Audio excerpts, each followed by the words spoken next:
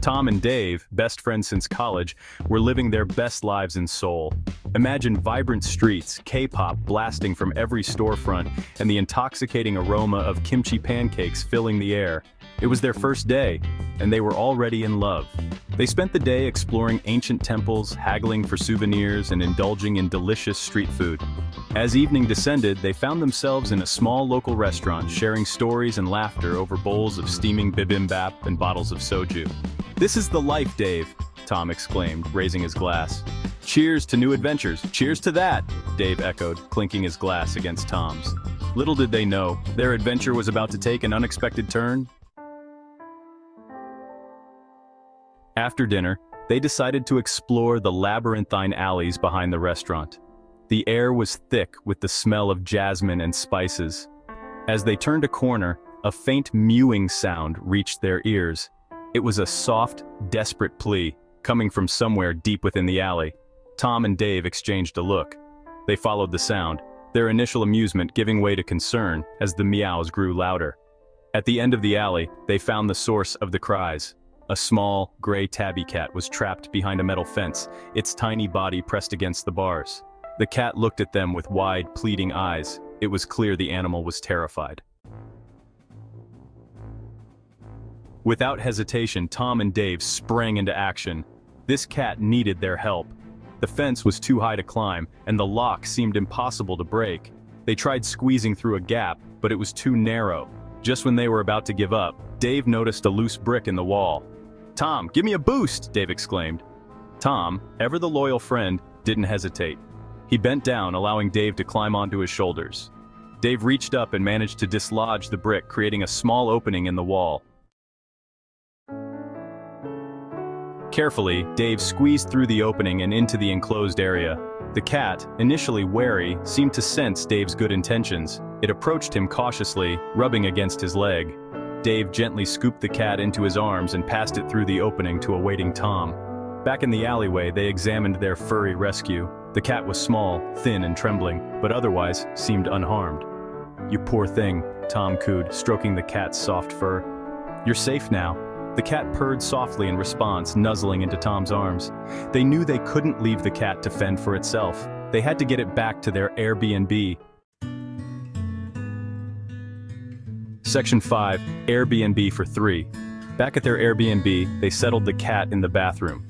They provided it with water and a makeshift bed made from towels. The cat, exhausted from its ordeal, curled up in the makeshift bed and fell asleep.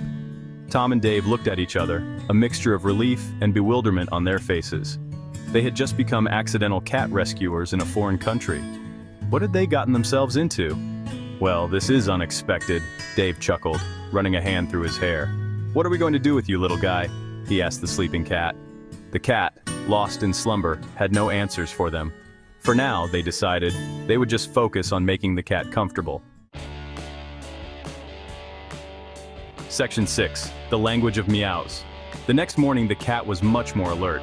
It explored the bathroom, sniffing at everything with curiosity. It rubbed against their legs, purring loudly.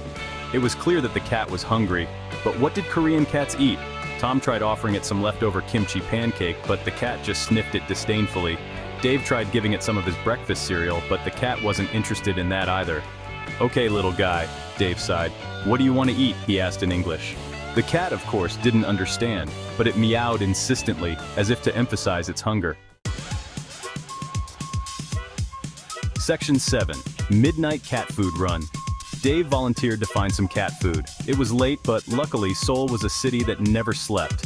He ventured out into the neon-lit streets, armed with his phone and a translation app. He finally found a 24-hour convenience store that sold pet food.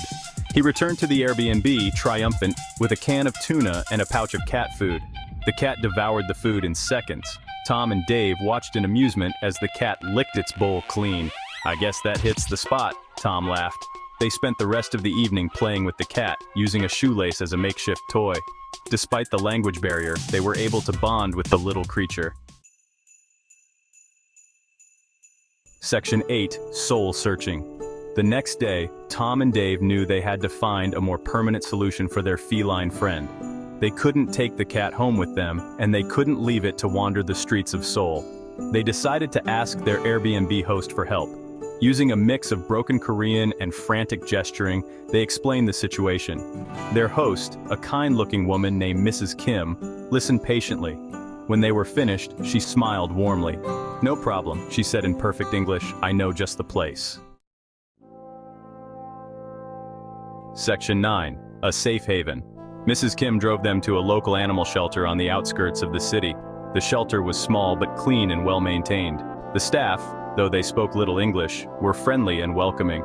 Tom and Dave helped settle the cat into a cozy enclosure with a soft bed and plenty of toys. As they said goodbye to the cat, they felt a pang of sadness. They had grown attached to the little creature during their short time together, but they knew they had done the right thing. They left the shelter feeling lighter, knowing that the cat was in good hands. Section 10. Reflections on a rescue. Back at their Airbnb, Tom and Dave reflected on their unexpected adventure. They had come to Seoul expecting to experience the culture, the food, and the sights. They hadn't expected to become cat rescuers, but they wouldn't have had it any other way. "You know," Tom mused, "that was actually kind of amazing." "It really was," Dave agreed. "Who knew we had a knack for rescuing cats?"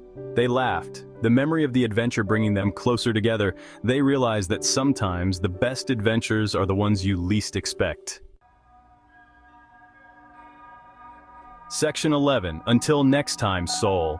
Their trip was coming to an end, but they knew they would never forget their time in Seoul.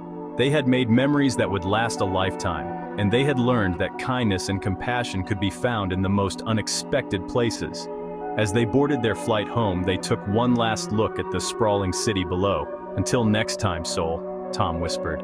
"And thank you," he added, a small smile playing on his lips. "Thank you for the adventure, the memories, and the reminder that even in a foreign land, they weren't so different after all." They had come to Seoul as tourists, but they were leaving as something more: accidental heroes to a small gray tabby cat.